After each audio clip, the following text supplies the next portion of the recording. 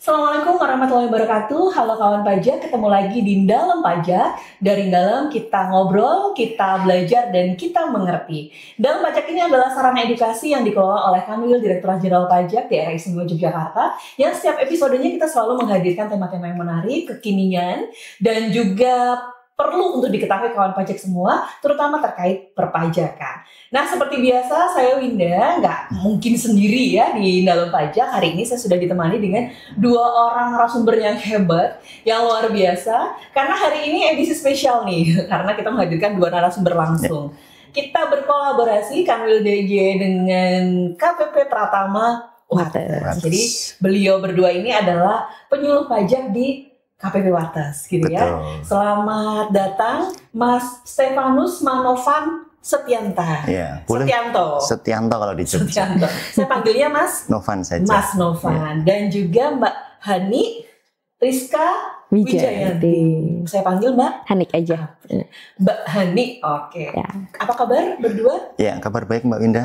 Terima kasih sudah diundang untuk join podcast dengan Kanwil Didik. Siap, dengan senang hati. Nah, kita berdua hari ini akan membahas materi terkait norma penghitungan penghasilan neto. Yep. Nah, kenapa ini perlu kita bahas gitu ya? Karena benar nggak nih Mas Novan? Memang banyak sekali wajib pajak sudah melakukan pelaporan SPT tahunan menggunakan perhitungan norma ini ya. Jadi atau kita sebutnya NPPN.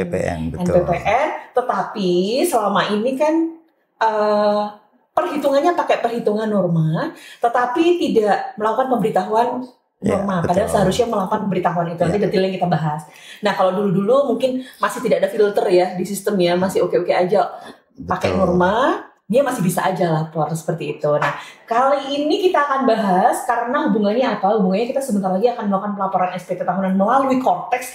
Jadi ada sedikit perubahan yang memaksa kita harus segera melakukan pemberitahuan NPPN gitu. Ya, bener nggak Mas Novani? Iya, betul sekali Mbak Winda. Jadi kawan pajak, salah satu hal yang mendasar yang berubah terkait NPPN, walaupun NPPN ini dari Undang-Undang PPh yang pertama kali tahun 83 itu tidak berubah sampai sekarang. Mungkin hanya berupa ada ya. Yaitu kemudahan lah yang diberikan bagi wajib pajak orang pribadi, kelompok-kelompok tertentu yang memang tidak diharapkan atau tidak diharuskan menyelenggarakan pembukuan, itu boleh. Nah, yang berubah kali ini adalah cara pemberitahuannya. Yang sebelumnya biasanya Mbak Hani kita melihat wajib pajak itu menyampaikan bareng bersama SPT tahunan ya. Betul. Regulasinya kan di awal atau di 3 bulan pertama tahun berjalan ya. Nah, ketika di tahun 2025 kita sudah shifting semuanya ke Cortex, ternyata banyak yang masih menggunakan cara yang lama. Belum menyampaikan pemberitahuan, kita sebutnya NPPN ya, itu melalui Cortex. Nanti partnya Mbak Hani akan disampaikan caranya. Nah, kita akan bicara dulu latar belakangnya. Kenapa pentingnya pemberitahuan atau kita informasikan pemberitahuan NPPN itu melalui aplikasi Cortex. Betul. Kalau kita lihat data mungkin 2 atau 3 minggu yang lalu, itu masih ada sekitar 99 ribuan wajib pajak yang tadinya menyampaikan SPT 2023 dan juga 2024 itu tadinya pakai NPPN ya, itu belum melakukan pemberitahuan menggunakan Cortex. Ini konsekuensinya cukup drastis ya, ketika seseorang yang tadinya boleh menggunakan NPPN dengan pemberitahuan, tetapi ternyata tidak memberitahukan, maka dia dianggap akan menyelenggarakan pembukuan. Itu menjadi sebuah pasti perubahan proses bisnis dan proses pelaporan SPT yang tentu sangat-sangat berbeda. Kira-kira itu pentingnya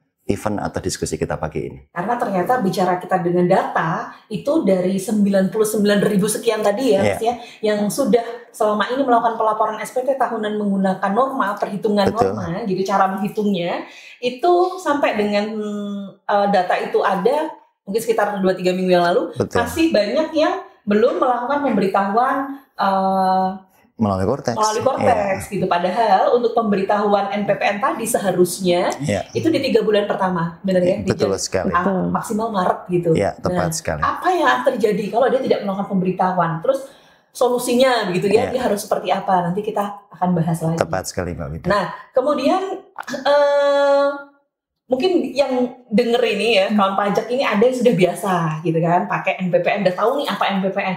Tapi mungkin juga ada kawan pajak yang baru tahu nih NPPN itu apa gitu kan. Nah mungkin bisa dijelasin nih Mbak Hani nih sekarang nih sebenarnya NPPN yang kita bahas dari tadi itu apa sebenarnya NPPN?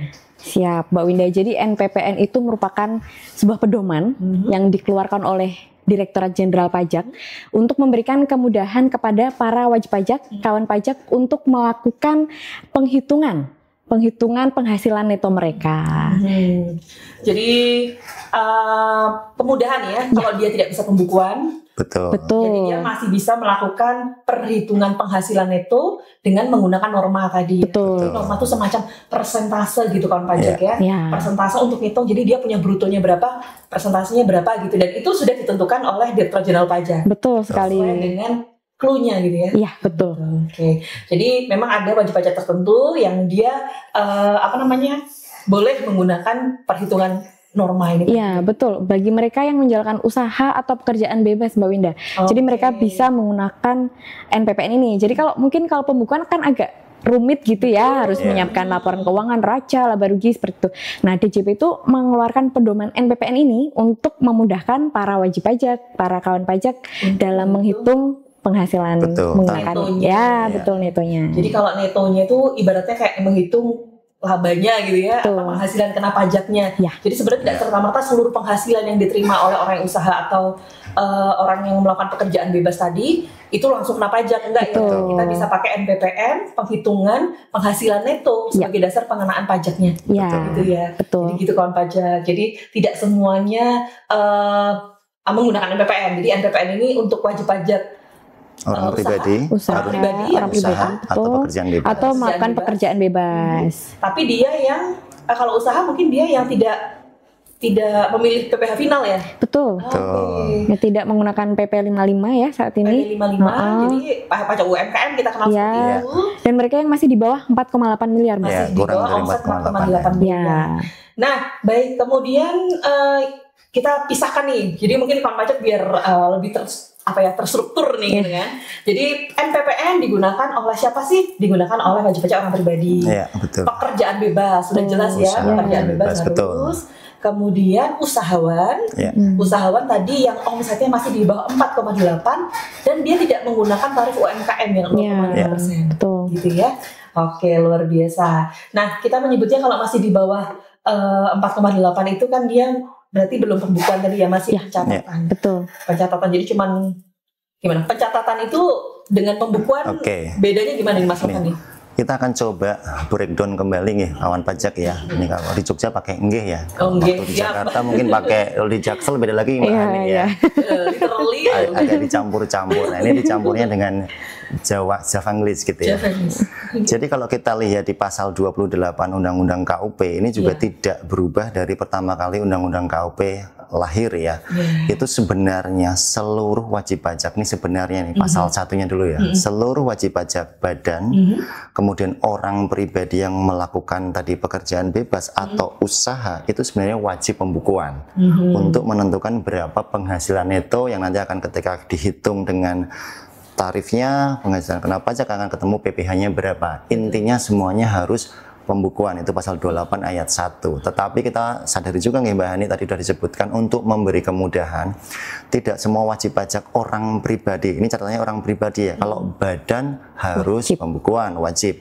Tapi orang pribadi, usaha atau pekerjaan bebas tadi nanti ada kriterianya tadi ya udah disepil Mbak Hani ya, kurang dari 4,8 M saat ini, dulu kurang dari 600 juta, itu boleh loh tidak pembukuan, cukup pencatatan saja. Oke, catat aja lah ya. Ini sama seperti kelompok orang pribadi yang seperti kita ini, orang pribadi yang tidak melakukan pekerjaan bebas atau usaha atau karyawan itu juga cukup melakukan pencatatan yang tentu harus tetap taat asas ya melakukan pencatatannya. Nah kalau pembukuan kita tahu ini domainnya teman-teman yang mungkin backgroundnya accounting, mungkin kita juga ada yang backgroundnya accounting, dilakukan sesuai standar akuntansi keuangan yang berlaku di Indonesia atau PSAK, baik SAK umum maupun SAK etap atau SAK untuk UMKM. Jadi dua hal yang sangat berbeda.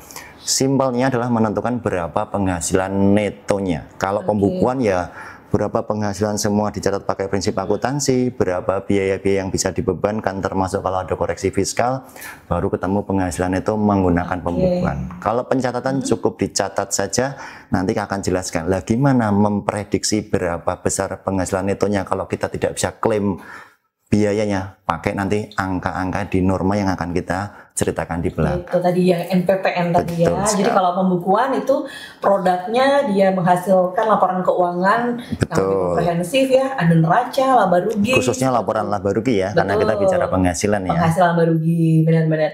Nah kalau pencatatan mungkin kawan pajak cukup mencatat berapa penghasilan, kemudian pengeluaran secara umum seperti itu ya. Tapi untuk penghitungan penghasilan netonya nanti kita bisa menggunakan norma. Atau kalau dia masih berhak menggunakan tarif UMKM, wajib pajak usaha tadi ya, khususnya usaha, dia bisa pakai tarif 0,5% dari brutonya, dari pencatatan tadi. Gitu kawan pajak. Jadi siapa yang pakai perhitungan norma tadi adalah orang pribadi usahawan yang tidak menggunakan UMKM dan omsetnya masih di bawah 4,8 miliar, gitu ya. Dan juga wajib pajak pekerjaan bebas tentu saja. Pekerjaan bebas. Orang pribadi pekerjaan bebas. Pertanyaan berikutnya, orang pekerjaan bebas ini apa? Itu pertanyaannya ya. Oke, mungkin boleh. Mas Novan. Jadi pekerjaan bebas itu berarti kalau kita pakai definisi yang kasar ya, semua pekerjaan selain prinsipnya ya, usaha atau tadi misalnya yang karyawan atau dari hubungan pekerjaan ya. Cuma yang paling gampang kalau kita menyebut pekerjaan bebas itu sebagai profesi, keahlian khusus ini. Mungkin ada rekan pajak atau kawan pajak di sini yang berprofesi sebagai dokter, contohnya dokter, akuntan. Yang paling gampang kan itu sering kita dengar Mbak Hani ya. Apalagi Mbak Hani arsitek gitu ya. Notaris, agen asuransi yang sifatnya dia di luar usaha, bukan juga bekerja berdasarkan ikatan pekerjaan, itu namanya pekerjaan bebas. Kalau contohnya ya kita paling gampang dengar, kalau saya pribadi sih sering ketemunya dokter dan notaris ya Mbak. Apalagi di Wates itu paling banyak yang datang, nomor satunya notaris, mungkin nomor 2-3-nya dokter, baru profesi yang lain. Oke, kalau di Wates sana ya. Tapi jadi itu ya, mungkin yang sudah berprofesi sebagai dokter, kemudian pengacara, notaris gitu mungkin. Ya, betul. Apalagi tadi disebutnya? Arsitek itu juga ya, konsultan, itu adalah pekerjaan bebas. Jadi kalau pekerjaan bebas nggak ada pilihan untuk pakai tarif UMKM ya, dia harus pakai perhitungan norma ini tadi ya. Norma perhitungan penghasilan itu atau NPPN. Atau pembukuan kalau dia mampu. Kalau dia mampu pembukuan boleh ya. Kalau dia merasa tidak serak sama perhitungan norma, sama pakai pembukuan aja biar jelas nih sebenarnya keuntungannya berapa gitu sebagai dasar, boleh ya. Boleh. Tapi nggak boleh pindah-pindah ya Mbak Winda. Ya? Sudah mengajukan NPPN, kemudian tahun depan nggak mengajukan pembukaan, nggak boleh nanti balik ke NPPN lagi. Gitu. Kayaknya nggak serak nih. Balikan itu nggak boleh. Nggak boleh. Harus konsisten. Iya, harus konsisten.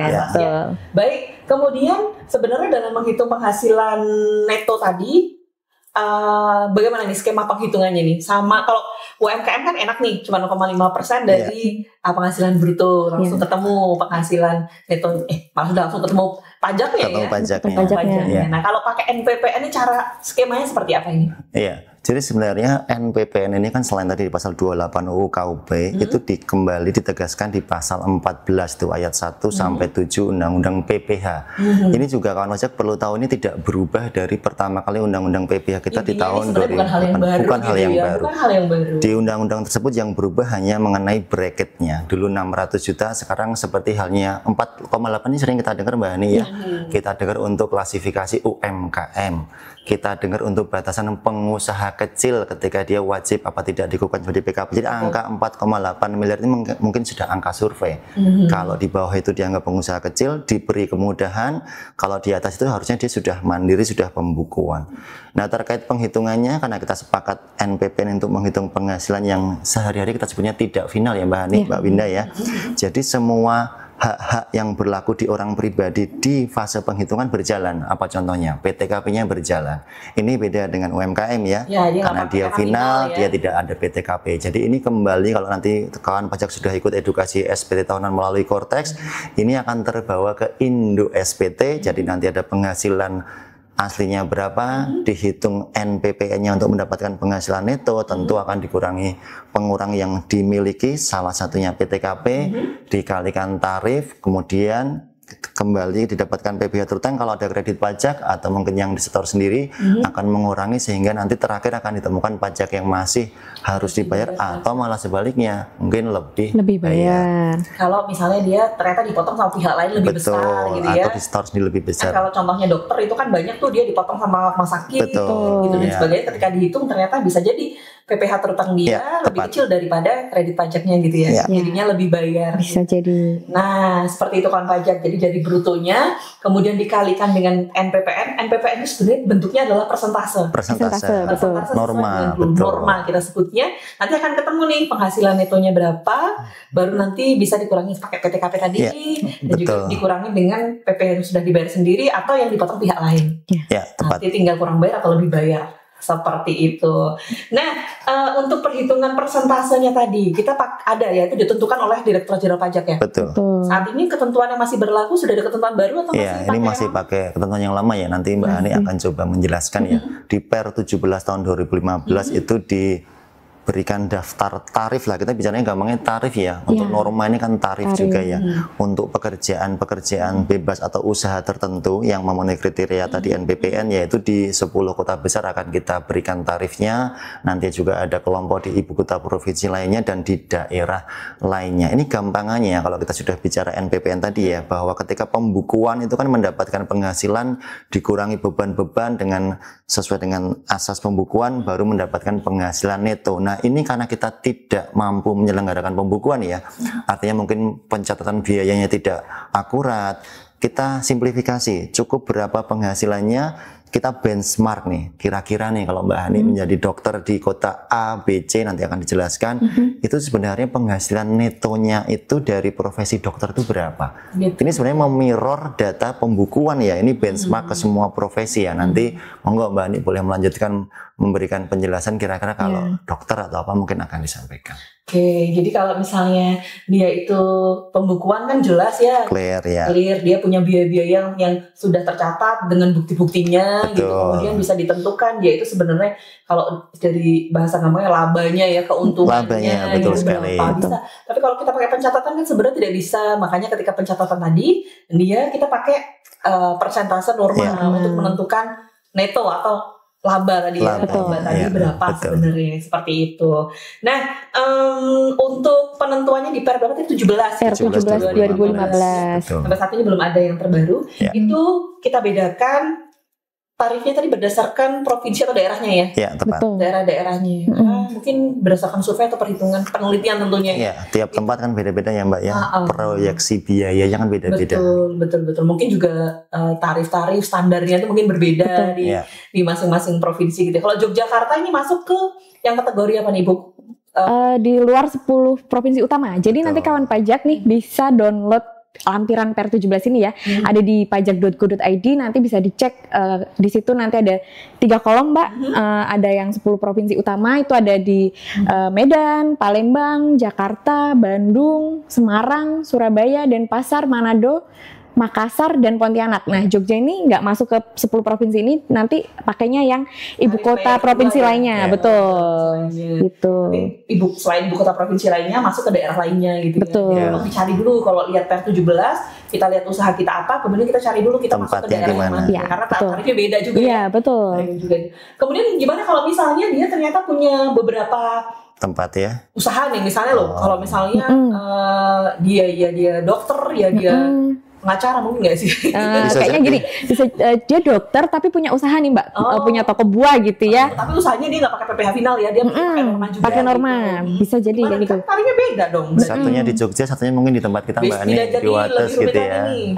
Kalau di Wates mungkin masih masuk ke 10 provinsi Oke. yang lainnya Nomor tengah itu dua ya, Mas. tadi ya. Mungkin dia usahanya di Jakarta, Mas. Iya, Oke, Wates masuknya beda yang pertama provinsi ya. Iya. Beda provinsi, Mas. Sementara masih sama. Jangan akan dong, tetap sama. Akan tetap sama. Iya. Misalnya di Jogja ini dokter gitu ya, betul. nanti dia menghitung Mbak pakai norma yang dokternya dihitung sendiri, dokternya tuh normanya 50% kalau Ya. dokter ya. Terus nanti dia punya usaha toko buah misalnya di Jakarta. Jakarta. Nah nanti bisa dicek di lampiran per 17 tadi di Jakarta perdagangan buah-buahan, eceran gitu masuk normanya berapa. Saya juga nggak hafal Mbak, karena banyak banget gitu ya. Dan tidak perlu dihafal ya Dan Mbak, tidak ya. perlu dihafal, Tinggal nanti bisa dilihat. saja. Ya, kita masing-masing tahu aja lah bentuk usaha kita apa gitu ya. Oh jadi tetap harus dilihat kalau usahanya banyak beda-beda jenis. Betul, dihitung Per sendiri-sendiri. jenis usahanya, Iya. kemudian juga per tarif layer daerahnya juga. Betul, ya. Nanti endingnya digabung. Digabung. Nanti Betul. pas terakhir pas pelaporan SPT dari semua penghasilannya itu dijadikan satu. Dijadikan satu, total ketemu penghasilan itu, terus tadi dikurangin PTKP. PTKP dikalikan tarif, dikurangi kredit pajak, baru ketemu pajak yang masih harus bayar atau yang ternyata malah lebih. Oke, menarik sekali. Sudah semakin tercerahkan ini ya, bahwa cara perhitungannya seperti itu. Jadi kalau tadi udah di-spill sebenarnya, kalau dokter 50% ya. Ya, kalau dokter itu sama, sepertinya Di semua tempat di semua sepertinya tempat sama 50%. Soalnya mungkin kalau dokter ya rata-rata tarifnya segitu-segitu sama. Iya. Mungkin seperti itu ya. Jadi untuk normanya dokter itu 50%. Betul. Oke, kemudian kita akan bahas isu terkininya. Tadi udah di-spill di awal ya, Yeah. bahwa kita akan menghadapi korteks. Di korteks disebut nih, hubungannya dengan korteks apa? Artinya sekarang kita sudah pakai korteks. Betul. 2026 kita akan lapor SPT tahunan pajak. Pakai konteks Gitu ya. ya. Nah, dari wajib pajak ini yang pakai norma, baik yang harus maupun yang memilih, gitu, harus melakukan pemberitahuan kepada Direktorat Jenderal Pajak Betul. melalui Korteks. korteks. Harus lewat korteks atau ada cara-cara yang lain lagi? Untuk saat ini disampaikannya melalui korteks Mbak. Nanti kalau memang wajib pajak tidak bisa mengakses sendiri gitu ya, belum buka korteksnya, itu bisa nanti ke KPP terdekat, bisa Terdekat. ke Kering Pajak juga bisa 1.500-200 atau kalau misalnya jauh dari KPP bisa ke kantor pos nanti menyampaikan pemberitahuannya dikirim melalui pos. Dikirim ya, Iya. bukan ke kantor pos minta lapor. Oh enggak.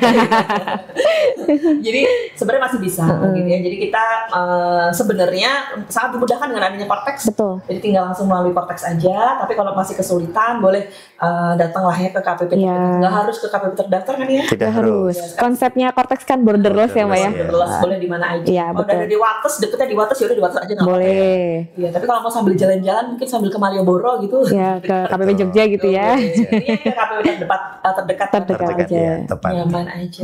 Dan memangnya kalau misalnya nih kawan pajak ternyata tidak melakukan pemberitahuan penghitungan penghasilan itu di batas waktu yang sudah ditentukan atau di saat inilah dia masih belum melakukan pelaporan tadi, dampaknya apa di korteks tadi?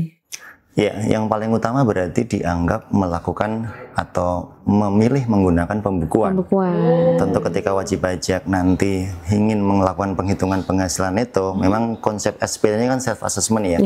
Apapun yang dilaporkan selama belum dilakukan pengawasan, penelitian atau pemeriksaan atau proses selanjutnya, SPT itu yang syaratnya tadi benar, lengkap dan jelas itu dianggap benar terlebih dahulu.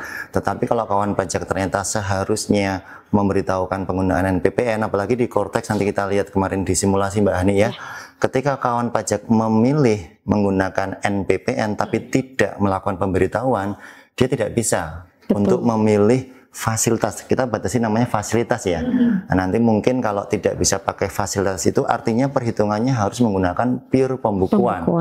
Berarti harus melampirkan pembukuannya dan yang paling penting nanti mentranskrip ke lampiran 1 kalau kemarin kita lihat di contoh ya, untuk tadi akun-akun laporan laba ruginya. Jadi mungkin kita perlu untuk melihat bagaimana sih cara melakukan pelaporan. Menurut saya itu yang paling penting Mbak Winda. Karena tadi berbagai cara ada, tapi ternyata yang isunya saat ini adalah banyak yang mungkin belum tahu cara melaporkan pemberitahuan melalui korteks itu seperti apa sih sebenarnya. Mungkin ini. Iya, mungkin selama ini di sebelum-sebelumnya udah sering lapor pemberitahuan, sekarang begitu beralih dengan korteks ternyata bingung ya caranya. Atau masih pakai cara yang lama, Iya, dilampirkan di SPT yang lamanya gitu. Iya, oke. Cuman berarti sangat menarik ini. Jika dia tidak melakukan pemberitahuan, tadi disampaikan oleh Mas Novan, dia tidak lapor pemberitahuan NPPN, maka dianggap memilih pembukuan. Memilih untuk melakukan Dengan pembukuan pembukuan. kawan pajak. Dan di sistem Cortex ternyata berbeda dengan sistem sebelumnya. Kalau sistem sebelumnya kan nggak ada validasi itulah, Iya, betul. nggak ada validasi Iya. itu. Jadi misalnya tidak melakukan pemberitahuan pun masih tetap bisa Betul. pakai normal Iya. di sistem ya, sepanjang tidak dilakukan penelitian lebih lanjut gitu kan. Iya. Ya. Tapi kalau di Cortex begitu dia tidak melakukan pemberitahuan, maka dia tidak bisa memilih menggunakan normal. Tepat sekali Mbak Betul. Winda. Paksa dan harus menggunakan Pembukuan. Pembukuan. dengan cara-cara tadi udah disebutkan di awal bahwa dia harus membuat secara taat asas, Sesuai standar ya. sesuai standar, kemudian harus menerbitkan laporan keuangan, terutama laporan laba rugi seperti Betul itu ya. sekali. Nah, daripada kawan pajak nanti shock gitu ya ketika lapor SPT biasa pakai normal ternyata nggak bisa. Kok jadi nggak gitu. bisa gitu ya Mbak Winda ya. Iya, ini masih bisa ya pakai Cortex dicoba untuk melakukan pemberitahuan ini. Mas, Ya, sampai Masih. saat ini masih bisa untuk kawan pajak untuk lakukan pemberitahuan. Silahkan dilakukan pemberitahuan melalui Cortex-nya. Mungkin Mbak Ani boleh spill nih caranya ya. Oke. Tadi sudah kita ulang caranya gimana sebenarnya. Oke, Coba Mbak Hani. ya, Yang oke, pertama. siap. Aku ke kawan Aku pajak nih, ya, Mbak. kawan pajak. Nanti kawan pajak, bagi yang belum registrasi akun Cortex-nya, silahkan diregistrasi dulu. Setelah itu nanti kawan pajak bisa login ke Cortex dengan menggunakan NIK, kemudian menggunakan password yang sudah di-create ya. Kemudian nanti pakai CAPTCHA, Mbak, untuk kode keamanan ya. Nanti setelah login, kawan pajak bisa ke menu dashboard, lalu ke modul layanan wajib pajak, layanan administrasi, di submenu buat permohonan layanan administrasi. Nah, nanti langkah selanjutnya kawan pajak bisa memilih kategori layanan LA04 kawan pajak ya. 4 ya. Nah, ini perlu hati-hati nih, nanti setelah memilih LA04 kawan pajak pastikan memilih yang NPPN karena di situ nanti akan ada dua, mau pakai NPPN atau yang menggunakan stelsel kas, Mbak. Jadi Ya. ini sangat harus hati-hati banget ya, salah Menu ada klik. dua pilihan Betul. ya. Di LA04 tadi ya. Betul. Nanti kalau salah klik pakai kas nanti nggak bisa balik lagi soalnya pakai NPPN ini. Jadi kan pajak pastikan tidak salah memilih, pastikan memilih yang NPPN. Setelah itu bisa diklik simpan. Nah, setelah diklik simpan, nanti kawan pajak bisa lihat di grid alur kasusnya di sebelah kiri ya. Nanti bisa diklik alur kasus, lalu pastikan isian tahun pajaknya, berarti tahun pajak 2025 ya Mbak ya. Ya, betul. Kemudian nanti setelah dipilih atau memilih tahunnya ya, kawan pajak bisa memilih kota atau kabupatennya tadi Mbak untuk menentukan tarifnya betul masuk ke kota mana, betul beda-beda ya. Ada sistem maka dipilih kita ya. Betul. Kota mana. Ya, nanti kan pajak bisa milih Yogyakarta atau Kulon Progo gitu ya misalnya ya. Kemudian setelah itu kan pajak bisa mengeklik pernyataan lalu bisa submit permohonan tersebut. Nanti pastikan kawan pajak sampai dengan muncul kata atau tulisan N ya setelah melakukan permohonan. Karena kalau belum sampai muncul tulisan N itu Mbak, itu belum tersubmit, belum tersampaikan. Ya, betul, belum tersampaikan ke DJP. Jadi nanti dianggapnya belum menyampaikan NPPN seperti itu. Jadi pastikan nanti untuk mengecek sudah ada di daftar fasilitas saya seperti itu. Jadi cek lagi nanti di daftar fasilitas saya. Nah, menarik tadi berarti harus login dulu ke Cortex, login ke Cortex. Terkait login ini sudah ada episode khusus. Nanti kawan pajak bisa cek cara bagaimana akses atau loginnya. Setelah login nanti pastikan proses alurnya sampai dengan N dan juga kita bisa cek di daftar fasilitasnya. Betul. Oh ya, satu lagi Mbak kelewatan. Nah, itu kan untuk bisa menyampaikan kan pajak kan harus tanda tangan ya. Kalau dulu di manual kan harus tanda tangan basah. Nah, kalau di Cortex ini nanti ada part yang dia menyampaikan permohonan itu harus menggunakan kode otorisasi DJP namanya Mbak. Nah, ini kawan pajak jangan lupa untuk mengaktifkan ya atau menyampaikan permohonan untuk kode otorisasi agar permohonannya itu bisa ditandatangan secara elektronik gitu. Kode otorisasi atau sertifikat digital betul. Itu diajukan melalui Cortex kawan pajak dan gunanya banyak untuk menandatangani setiap dokumen dan juga SPT. Jadi kalau misalnya ini kita bicara NPPN, untuk tanda tangan dokumen pemberitahuan ini pun kita pakai sertifikat elektronik tadi ya, betul, kode otorisasi. Untuk lapor SPT juga nanti kawan pajak butuh kode otorisasi. Jadi di kesempatan ini kita juga kasih tahu nih ke teman kawan pajak semuanya bahwa jangan lupa selain registrasi akun Kortex, kawan pajak juga melakukan permohonan kode otorisasi atau sertifikat digital, dan itu bisa diakses juga langsung melalui Kortex. Betul. Petunjuknya banyak ya di mana-mana ya. Ini kalau kita bahas hal itu juga kayaknya nanti sampai sore. Sampai Jumatan. Iya. Oke, baik. Sudah semua kita bahas. Semoga bisa memberikan pencerahan ini ya buat kawan pajak semua terkait NPPN. Tadi kita udah jelas, tadi Mas Novan udah jelasin nih. NPPN itu buat siapa? Ternyata buat orang pribadi usaha atau pekerjaan bebas. Ya, kemudian dengan standar dia belum sampai 4,8 miliar tadi ya. Belum sampai 4,8 miliar. Kemudian penghitungan norma ini digunakan untuk mendapatkan penghasilan itu yang akan dijadikan dasar perhitungan pajaknya gitu ya. Jadi ini memang sebuah pilihan sebenarnya untuk usahawan. Tapi kalau untuk pekerjaan bebas itu memang harus dilakukan. Kemudian kewajiban yang ingin kita sampaikan di kesempatan hari ini adalah pertama, jangan lupa melakukan pemberitahuan NPPN tadi melalui Kortex. Kalau masih kesulitan, mungkin masih agak bingung dengan penjelasan kita tata caranya tadi, bisa langsung datang ke KPP terdekat. Gitu ya Mas Novan ya. Dan Mbak Hani luar biasa pencerahannya ya. Karena tadi juga disampaikan bahwa kalau tidak menyampaikan NPPN tadi dianggap memilih untuk melakukan pembukuan. Dan kalau pembukuan memang ya kalau bahasanya agak rumit ya. Apalagi untuk yang tidak terbiasa dengan bagaimana membuat jurnal, membuat laporan keuangan seperti itu.